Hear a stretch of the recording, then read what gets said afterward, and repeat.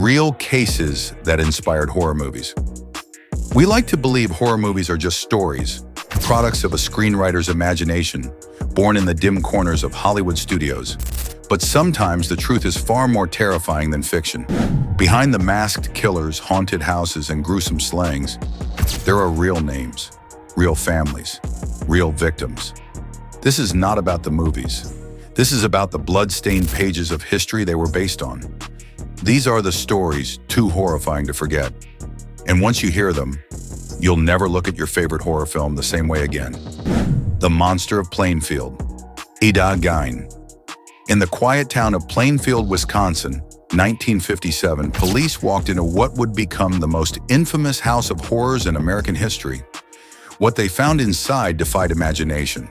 Bowls made of skulls, chairs upholstered with human skin, a belt crafted from nipples. At the center of it all, Ed Gein. He was known around town as an oddball, quiet, withdrawn. He lived alone after his mother died, and locals pitied him, until they learned what he'd been doing in that lonely farmhouse. Gein had been exhuming corpses from graves, fashioning trophies out of their remains, and, in at least 2 confirmed cases, murdering women who reminded him of his domineering mother. He wanted to become her by wearing her skin. It wasn't a movie, it was real. The nightmare of Plainfield still echoes decades later. Not because of how many he killed, but because of the depravity of what he did after. The Candyman, Dean Corll, Houston, early 1970s. Kids were disappearing, dozens, but nobody seemed to connect the dots until a teenage boy walked into a police station and confessed to helping kidnap, torture, and kill over 24 young boys. The boy's name was Elmer Wayne Henley, and the man he worked for? Dean Corll, known to local parents as a sweet, harmless guy who gave away candy, earning him the nickname the Candyman. But behind the walls of Corll's house, unspeakable evil unfolded. Victims were lured with promises of parties or cash. They were chained to plywood boards, tortured for hours or days, and then buried beneath a rented boat shed. Henley eventually turned on Corll and shot him dead. But by then, 28 boys were gone. The worst part, most parents had no idea. Their children simply vanished, until one day the ground beneath Houston gave up its dead. What came next was even more chilling.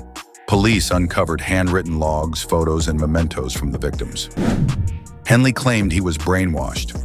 Others said he was just as twisted as Corll. Families were shattered, unable to even identify the remains of their children. The city of Houston would never be the same. And Dean Corll's smile, the one that fooled everyone, became a symbol of pure evil. The Gainesville Ripper, Danny Rolling. It was August 1990, and Gainesville, Florida was gripped by terror. 5 college students, bright, young, full of dreams, were brutally murdered in their apartments over 3 days. The killer mutilated the bodies, posed them in grotesque ways, and left behind almost no evidence. His name was Danny Rolling, and he didn't just kill for pleasure, he wanted to become a legend. He stalked his victims, listened to their laughter behind dorm walls, and waited until they were alone. When police finally caught him, they discovered he had a history of violence and childhood trauma. His father had been a sadistic cop who beat him regularly. Rolling carried those demons into adulthood and used them as fuel. In his taped confessions, he called himself a cold-hearted killer. But listen closer, and you hear something else. A broken man begging to be remembered, not for who he was, but for what he became. The Westfield Watcher, the Broaddus family nightmare. June 2014. The Broaddus family had just bought their dream home in Westfield, New Jersey, a 6-bedroom house on a peaceful street meant to be a forever home for their 3 young children. Then the letters started arriving. Each envelope was addressed in thick block letters, no return address. Inside, the writer claimed to be the Watcher, someone who had been watching the house for decades. He knew the family's names. He knew their children's nicknames. He knew where they slept. "Have they found what's in the walls yet?" one letter asked. "I am in charge," another declared. "Let the young blood play." Terrified, the family never moved in. Police couldn't trace the letters. The neighborhood remained silent, and the house sat haunted, not by ghosts but by fear. The Broaddus family's American dream had become a real-life nightmare. They tried to sell the house, but the dark legend followed it. Friends stopped visiting. Their kids had to change schools. Even today, the identity of the Watcher remains unknown, and the house still holds its secrets. The Slenderman stabbing, a child's nightmare turned real. Waukesha, Wisconsin, May 31st, 2014. Two 12-year-old girls, Morgan Geyser and Anissa Wire, lured their friend Peyton Leutner into the woods. Then, with a kitchen knife, they stabbed her 19 times, leaving her for dead. Why? To please a fictional entity from the internet. Slenderman. They believed that if they killed for him, he would spare their families and welcome them into his forest mansion. They weren't killers, they were children, completely consumed by a myth that became more real to them than their own friend's life. Peyton miraculously survived, crawling to a nearby path where a cyclist found her.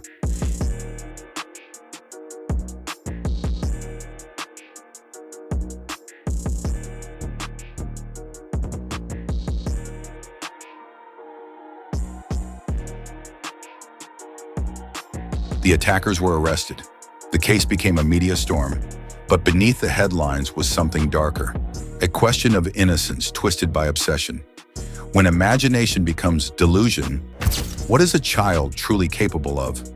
The murders that haunted Amityville. Before it was the most infamous haunted house in America, 112 Ocean Avenue was a quiet suburban home in Amityville, New York, until November 13, 1974.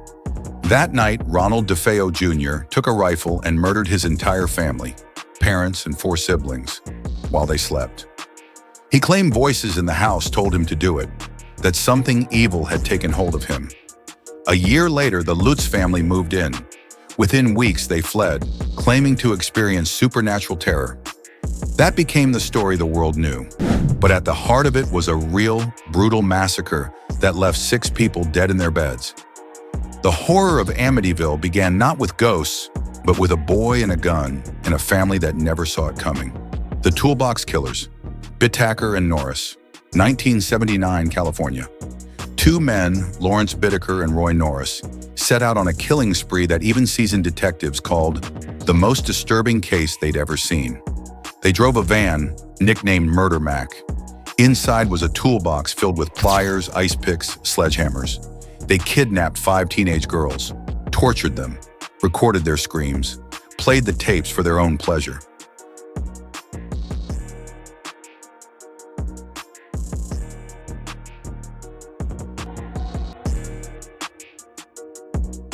When the police found one of the tapes, a detective who'd served in Vietnam and seen combat broke down weeping. The girls were never found whole, some never found at all, but the audio remains. A horrifying reminder of what 2 men can become when empathy is stripped away and only evil is left. The uncomfortable truth. Horror isn't just in movies. Each of these cases sparked public outrage, fear, disbelief, and each inspired horror writers and filmmakers who sought to turn truth into entertainment. But there's something deeply unsettling about that. Because these weren't monsters in mass, they were people, mothers, sons, neighbors, children. They walked among us, worked normal jobs, laughed with friends, and then committed acts so cruel, so disturbing, that we created myths just to cope with the reality. Never just a story. You might leave the theater after a horror movie and laugh. Tell yourself it's fiction, just a script. But behind the curtain of your favorite thrillers are real lives, real deaths, real screams never meant for soundtracks. Ed Gein's victims didn't have stunt doubles. The boys murdered by Dean Corll didn't have second takes. Peyton Leutner didn't wake up to credits. These aren't just stories. They are warnings of what can happen when we ignore the darkness, of what we become when we forget to look beyond the mask. So next time you hear a tale that chills your bones, ask yourself, is it really just a movie? Or are you hearing echoes of something far more terrifying? The truth. Is this just a story? Or are you watching someone's nightmare, frame by frame? The basement door, the creaking floorboards, the shadow at the end of the hallway. Sometimes they don't come from scripts. They come from case files. Like, share, subscribe. Because the scariest monsters are the ones that were real.